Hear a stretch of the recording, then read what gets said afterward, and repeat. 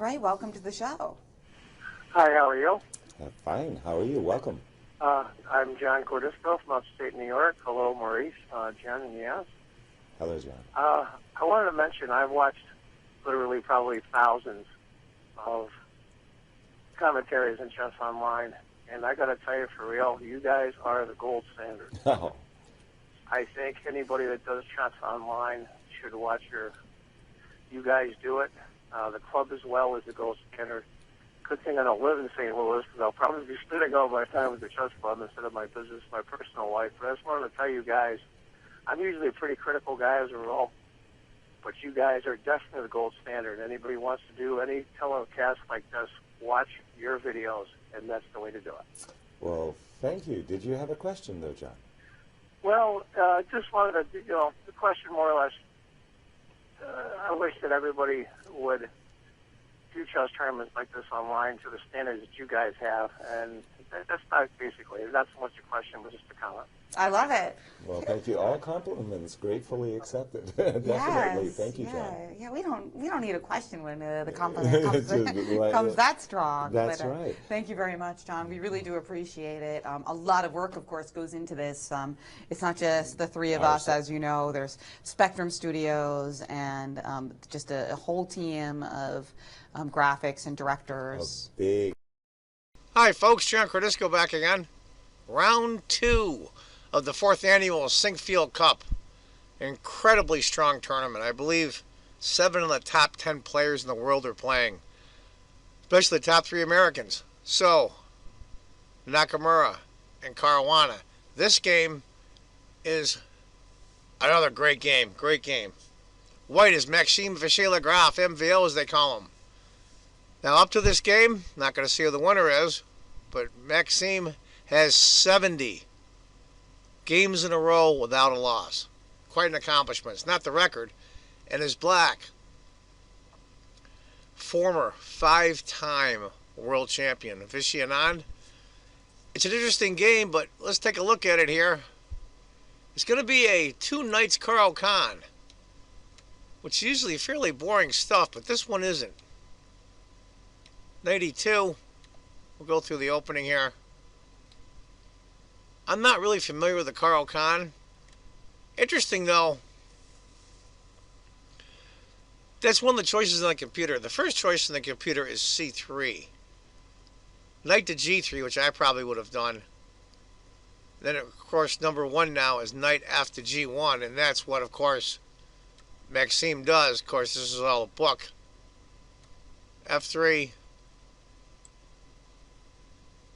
I mean, there's quite a bit of book here, folks. We'll go through it. Pawn takes, F4. Now, this is getting crazy sauce already. As far as I'm concerned, it is. I'm sure it's all book, but this is all new to me. Knight to E4. The knight's been all over the place. Knight G3. Develops the bishop. Knight takes, pawn takes. C3 finally for white. Well, they both have problems with the pawns in front of their kings, if they're going to castle. About the same. The difference is that poor bishop on C1 is frozen temporarily. Knight A6.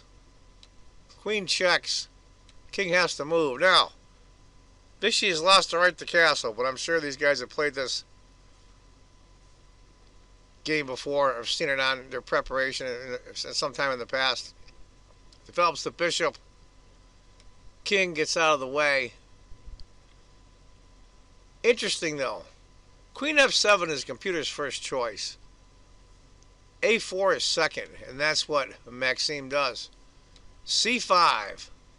Now, move that pawn in front of your king.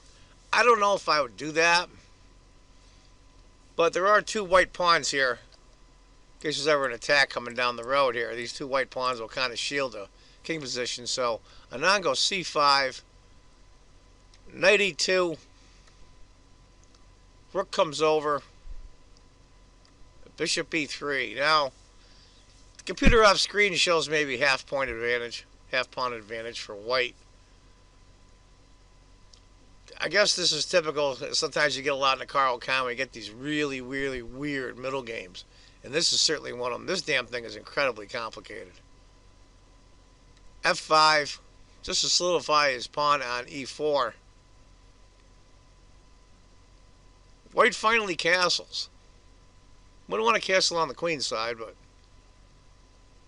then king to b8. So what was happened was Anand over time is basically what I call hand castle, meaning he moved the rook and then moved the king around. Queen f7. Not so sure about that. I don't know if I want to put in the queen in those tight quarters like that. Rook f to d1 maybe is better. b3, but that kind of restricts the bishop. But if you went b3, I guess eventually you can move the knight here and the bishop can come out. Besides, to go queen to f7. Knight c7. a5. MVL is just pushing. But how is he going to get this pawn up? He has to move the queen to c6, but the pawn still can't make it. Now he can't push here and plays pawn takes because of the fact this bishop is in pre. So queen f6, hitting the rook. Bishop goes to d6. D takes, bishop takes. Knight d4. You notice how a lot of these world-class players, they don't trade pieces. They don't trade pawns. They like to keep the tension on the board, and this is no exception. Now let's take a breath here. This position is a lot more complicated than you think. All kinds of trickiness going on here. Rooks are looking for open files. Let's see if they can find any. Queen d6. b4. He finally gets that shot. Queen e7. That kind of puts LaGrave in a tough spot. Does he rather trade queens? And sometimes you just don't want to. You want to keep the attack going. But he doesn't do the proper move. Queen to h6. The problem is, where's that queen going to go now? How's it going to escape later? It's got to get in the game. It's got to get on this side of the board. It's got to get over here. So I have to go here, come down here, come up here. That's a lot of time. Bishop d6. a6 might have been interesting. Later down the road, too, what you might want to do is, if black moves his queen, you want to get the queen to this spot for this battery. And you start pushing these pawns down. Rook a to d1. Rook h to f8. I might have put it on the open file instead. But the computer doesn't call for either rook moving to f8. There's the old joke. I took 20 minutes to make the move, and I couldn't decide which rook to move. So I took 20 minutes, figured it out, and when I did, it's always the wrong rook. I've heard that a million times, and I've seen that in some of the games I've analyzed for myself. Bishop f2. Threading, of course, bishop here. Rook to f6, hitting the queen. Queen h7. Knight to d5. Now, this bishop was still here. That would have been beautiful. Maybe that's what he's trying. And this is where I think MVL miscues. I think bishop takes d5 is the move for white. Granted,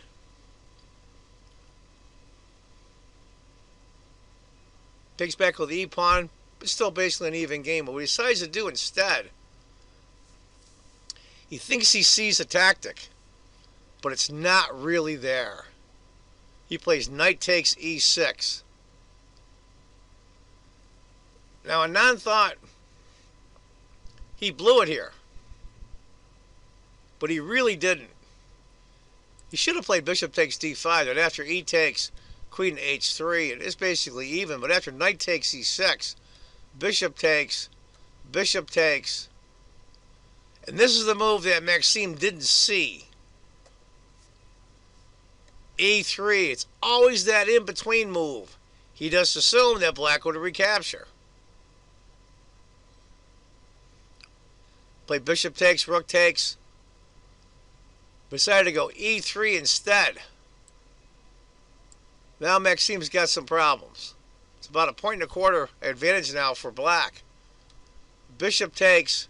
Bishop takes. What's he going to do? Decides to do a kamikaze there. King takes. Queen to f2 check. Bishop. Queen takes. Queen takes. Pawn takes. Now look at white's pawns. They're shattered. Absolutely shattered. Those of you keeping track, white has 3 pawns for the piece, but normal would be okay. If this pawn was here, might be a draw. But look, you got 1, 2. Look at those 3 isolated pawns. What a wreck. Rook, and slowly but surely, Anand gets his pieces in position. There's just no way that rook can protect all these pawns. Pawn takes, rook takes. Pawn. It's just, there's no way that Maxim can hold on now. King. Go through a few more moves here. And that's it. That's where Maxim just threw in the towel. What's he going to do? I mean, he's basically stuck. So, MVL's 70-game and no-loss streak has been broken by former world champion Vishy Anand. Interesting game. That one miscue by MVL. He was pretty down on himself, but Jesus, the guy's played 70 games without losing, so he can't be too hard on himself and catapult himself to number 2 in the world. Even with this loss, he is still number 2 in the world, so that's quite an accomplishment for Maxim. But like most chess players, we're very hard on ourselves, including the world-class players. So there you have it, folks. One of the games from round 2 of the great tournament in the U.S., the 4th annual Sinquefield Cup, played at the beautiful Chess Club and Scholastic Center in St. Louis. I hope you enjoyed it. Look for more games from this tournament. And as I always say, if you think chess is just a game, you're not playing it right. Take care, folks. Bye-bye.